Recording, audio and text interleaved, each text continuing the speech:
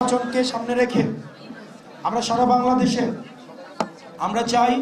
একটা প্রতিনিধিত্বমূলক সংসদ গঠিত হোক, একটা ভারতীয় আধিপত্য বিরোধী একটা সংসদ গঠিত হোক, একটা ফেসিবাদ বিরোধী সংসদ গঠিত হোক, একটা বাংলাদেশ পন্থীদের সংসদ গঠিত হোক। সেটির জন্য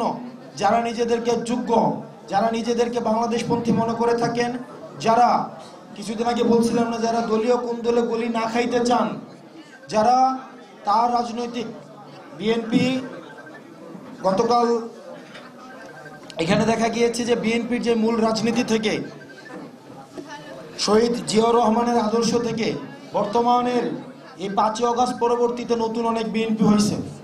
যারা এই আদর্শ থেকে সরে গিয়েছে,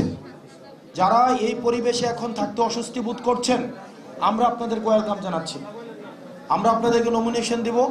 আমরা চাই এই কুমিল্লার 11টা আসনে আমরা সৎ যোগ্য আমরা ক্যান্ডিডেট আমরা দিব, এবং আগামী সংসদ নির্বাচনে আমাদের যারা বাংলাদেশপন্থী আছে, সাম্প্রদায়িক সম্প্রীতিতে যারা বিশ্বাস করে, যারা ভারতীয় আধিপত্য বিরোধিতায় যারা বিশ্বাস করে, এবং যারা এই অভ্যুত্থানে বিশ্বাস করে, যারা সংস্কারে বিশ্বাস করে, যারা হচ্ছে এই বাংলাদেশ